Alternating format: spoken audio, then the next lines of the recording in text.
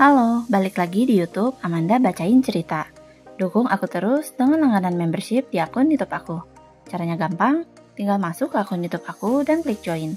Di sana ada pilihan paketnya dengan berbagai benefit yang bisa kamu dapetin.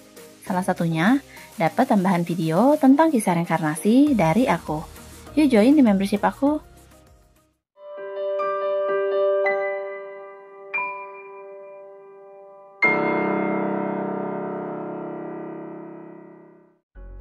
Kalau kalian ditanya tentang kisah cinta paling romantis, bisa jadi sebagian besar menjawab tentang Romeo dan Juliet.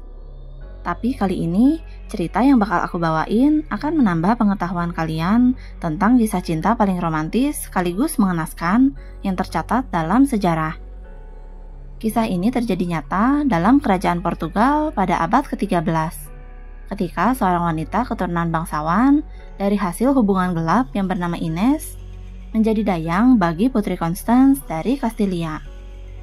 Putri Constance baru saja menikah dengan Pangeran Pedro dari hasil perjodohan orang tua mereka. Pernikahan keduanya diketahui tidak bahagia, sehingga kedatangan Ines sebagai dayang membawa angin segar bagi sang pangeran.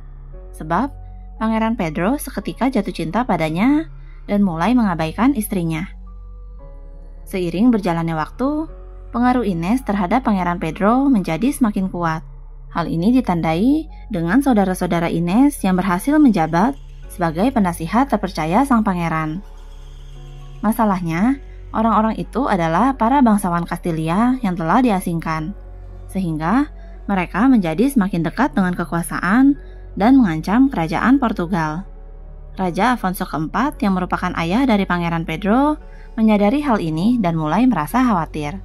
Namun, beliau masih menunggu cinta mereka memudar dan putranya menjadi sadar.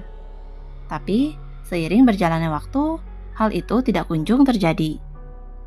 Raja Afonso yang kesal dengan kehadiran Ines, akhirnya mengusir Ines dari istana pada tahun 1344. Sayangnya, memasuki tahun 1349, Putri Constance meninggal ketika berusaha melahirkan anak Pangeran Pedro. Hal ini menjadi pembuka jalan bagi hubungan perselingkuhan mereka untuk go publik. Secara terang-terangan, keduanya tinggal bersama layaknya suami istri sampai memiliki 4 anak. Bahkan, sang pangeran menolak usulan pernikahan dari ayahnya setelah sang raja beberapa kali mengatur pernikahan untuk putranya. Raja Afonso yang sudah tidak sabar, akhirnya mengutus 3 orang untuk menghabisi Ines pada bulan Januari 1355. Ines yang tengah tinggal di biara Santa Clara Avelha di Coimbra, dipenggal di depan anak-anaknya yang masih kecil. Pangeran Pedro sangat terpukul dengan berita kematian Ines, namun dia tidak berdaya di bawah kekuasaan ayahnya. Rupanya, rasa cintanya yang besar dan tulus terhadap Ines mampu membuatnya bertahan untuk membalas dendam di kemudian hari. 2 tahun kemudian, memasuki tahun 1357, ketika Pangeran Pedro naik tahta menjadi Raja Portugal, dia pun memulai pembalasan dendamnya. Segera setelah menjadi raja, Raja Pedro menggali kembali kuburan Ines dan mendudukan jasadnya di atas tahta dengan dihiasi mahkota dan jubah kerajaan. Dia mengangkat Ines sebagai Ratu Portugal. Lalu, seluruh penghuni istana diharuskan bersumpah untuk setia pada Ratu Ines, dan para bangsawan diharuskan untuk mencium ujung pakaian Ratu Ines sebagai bentuk penghormatan yang tidak pernah dia dapatkan semasa hidupnya. Hal ini sangat menggemparkan, sampai Ratu Ines mendapatkan julukan The Skeleton Queen dan menghasilkan berbagai lukisan yang menggambarkan suasana pada saat itu. Pembalasan dendam Raja Pedro pun berlanjut dengan mencari para pembunuh Ines yang telah mengasingkan diri dari Kastilia. Pada tahun 1361, 2 orang berhasil ditangkap dan dieksekusi dengan cara paling keji. Hati mereka dirobek-robek di depan umum karena diklaim kalau mereka sudah tidak memilikinya. Jenazah Ratu Ines kemudian dimakamkan di biara Alcobaça dan masih dapat dilihat sampai sekarang. Awalnya, makamnya dibuat berdampingan dengan makam Raja Pedro.